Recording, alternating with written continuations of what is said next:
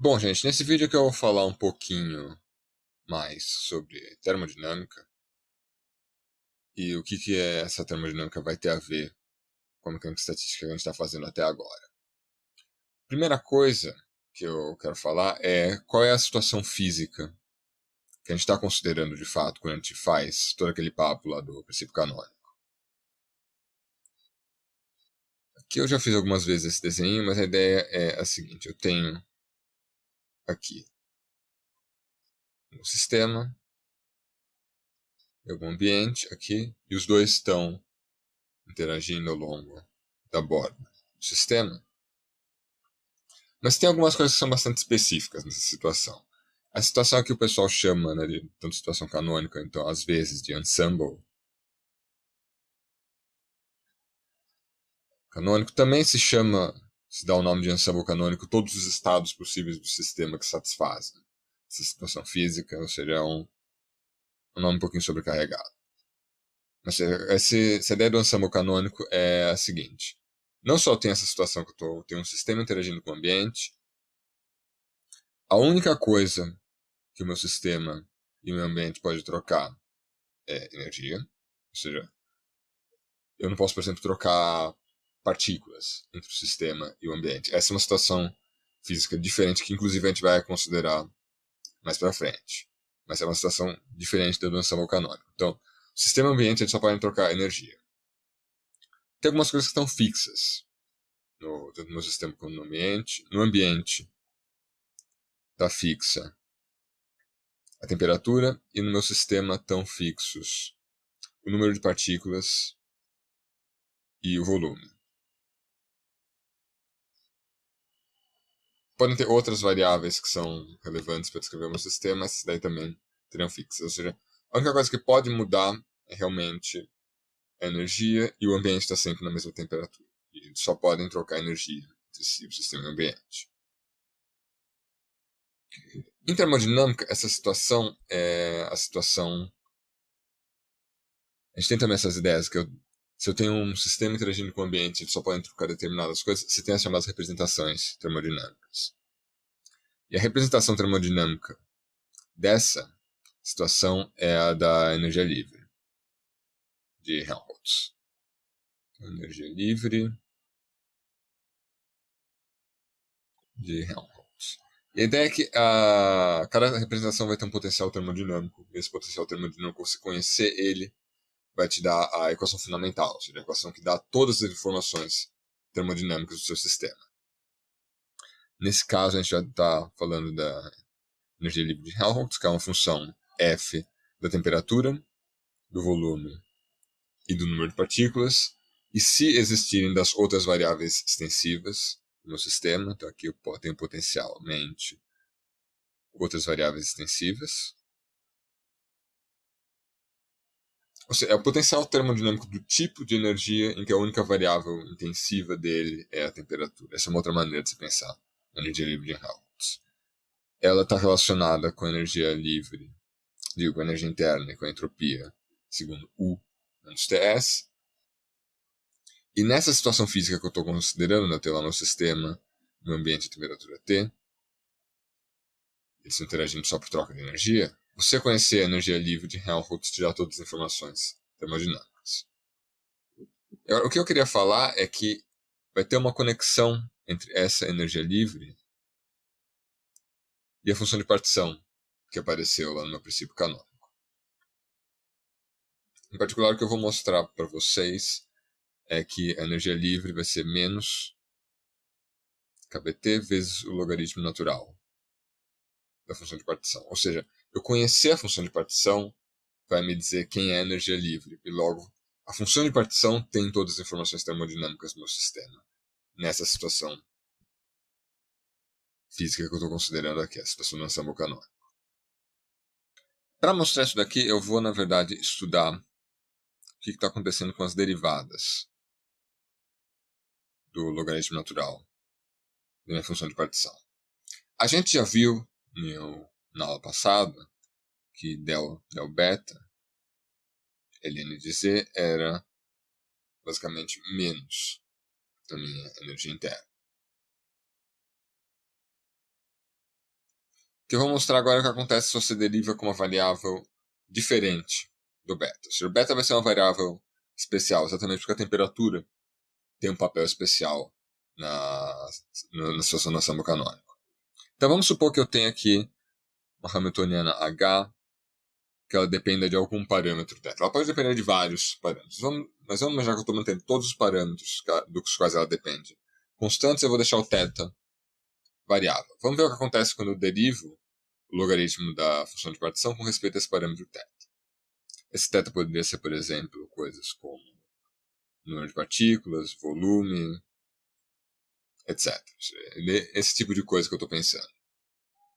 Então vamos ver o que acontece se eu faço del θ vezes o logaritmo natural da função de partição.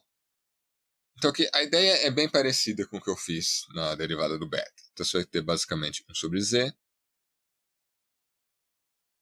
del θ de z. E agora aqui eu vou expandir a minha função de partição, só que vai ser 1 sobre z, del θ, integral sobre todos os estados hamiltoniana, expansão de menos beta, energia do estado, e aqui, lembrando que essa energia vai depender desse parâmetro θ. Eu posso passar a derivada em θ para dentro, então isso vai me dar 1 sobre z, vezes a integral sobre todos os estados, e del θ, exponencial de menos beta, e de s θ.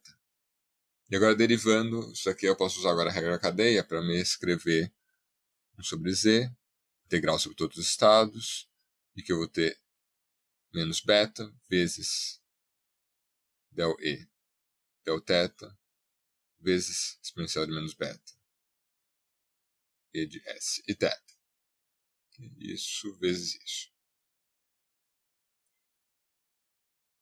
Menos beta do ponto de vista dos estados vão ser uma constante, e eu posso também passar esse 1 sobre z para dentro. Se eu fizer isso daqui, eu vou ter menos beta vezes integral sobre todos os estados, e del θ, vezes exponencial de menos beta. E sobre z, que aparece aqui exatamente a distribuição de equilíbrio. Então, a gente tem aqui menos beta vezes a média da derivada da minha energia com respeito a esse parâmetro, θ. Então, eu vou ter aqui del θ vai ser igual, aqui, se eu multiplicar por menos beta, a derivada com respeito a θ, do ln de z. Agora, o ponto aqui tem uma outra coisa interessante aqui. Se eu fizer o meu sistema grande, se assim, o sistema é grande, uma coisa que a gente vai ver é que as médias e as variâncias, elas todas escalam com o tamanho do sistema. Ou seja, coisas como média de x e variância de x vão ser variáveis extensivas.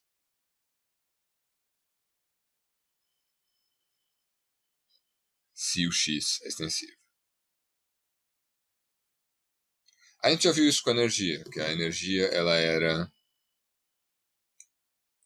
energia média era basicamente energia interna, e a variância da energia tinha dado basicamente uma constante capa aqui que era intensiva, vezes a capacidade térmica, que é extensiva. Ou seja, a capacidade térmica cresce à medida que o sistema cresce, esse capa ele só dependia da temperatura e da constante de Boltzmann, então era uma coisa intensiva. Então, basicamente, isso aqui vai te implicar que a média de E é proporcional ao número de partículas e o desvio padrão de E é proporcional à raiz quadrada do número de partículas, então o erro relativo, que seria sigma E, sobre a média de E vai ser proporcional a 1 sobre a raiz quadrada do número de partículas, ou seja, esse erro relativo vai a zero à medida que o sistema vai crescendo. Isso vai significar que as flutuações vão ser cada vez mais irrelevantes à medida que eu for indo para a situação macroscópica. O que isso conecta aqui é que se as flutuações são irrelevantes, eu posso passar essa derivada em θ para fora da média. seja, eu tenho aqui média de del E. Del θ, isso daqui vai ser aproximadamente del θ vezes média de E, e a média de E era só a energia interna. Então o que eu tinha aqui era basicamente que a derivada em θ do logaritmo natural da função de partição dava menos beta vezes del U del θ, se o θ não depende da temperatura. Se θ é independente da temperatura. Senão eu tenho que olhar a derivada do beta, que funciona diferente, porque a temperatura é uma variável especial nessa situação da samba canônica. E a temperatura também ela é especial na situação da energia livre, porque ela vai ser diferente o que acontece com as derivadas do U e do F, se estiver falando da temperatura. Mas se estiver falando das outras variáveis, dá a mesma coisa. Então eu poderia trocar aqui esse cara por simplesmente menos beta del F del θ. Aqui, né, isso aqui é aproximado, eu estou nesse limite de baixas flutuações. Então a gente tem que, por exemplo, ln de z e menos beta f tem as mesmas derivadas, se eu não estou falando da temperatura.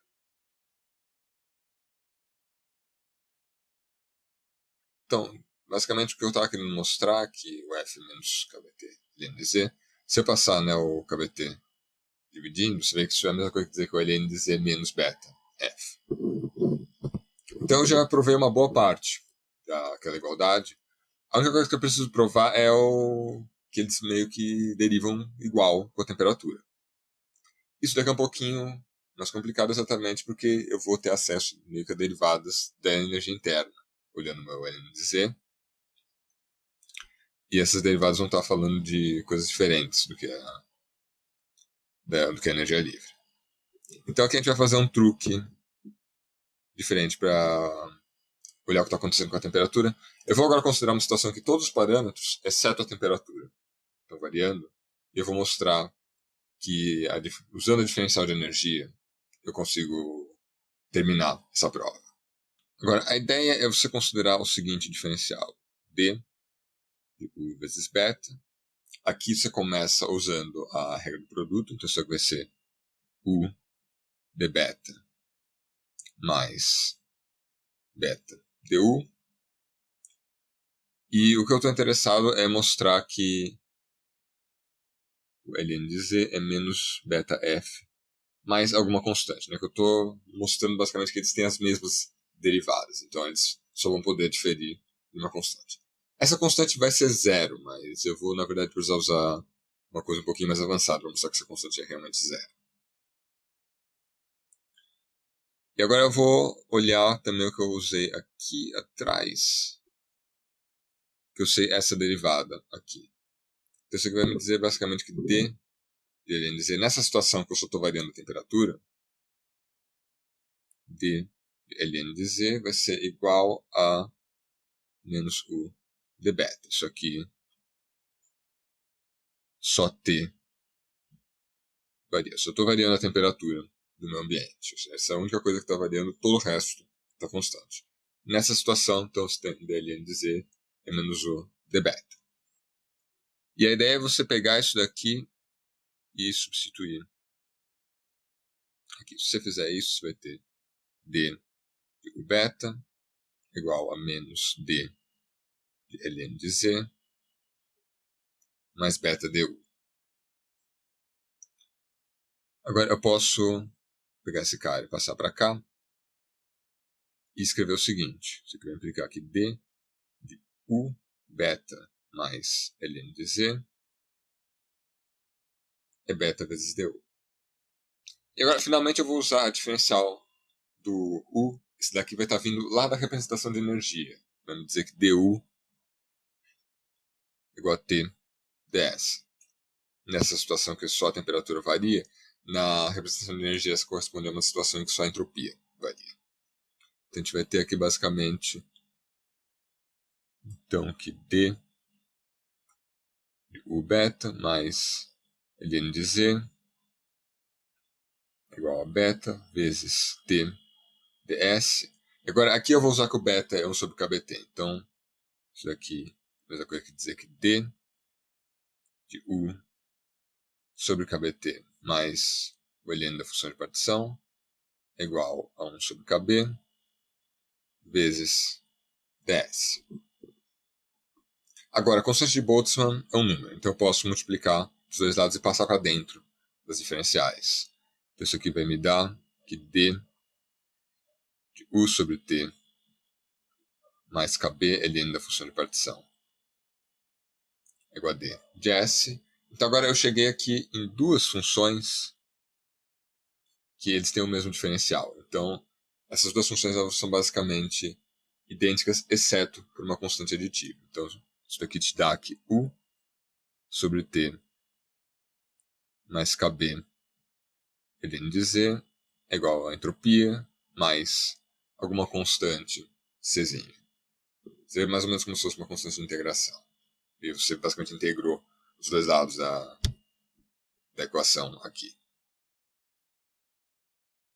Então agora vamos isolar o logaritmo da função de partição. Isso aqui vai me implicar que KB ln de Z é igual a S menos U sobre T mais essa constante. Eu vou multiplicar agora por menos a temperatura dos dois lados. E a gente tem agora que menos kbt ln de Z igual a U menos Ts mais uma outra constante Dzinho, que agora vai depender também da temperatura. Então a gente chegou à conclusão que o F é menos kbt ln de Z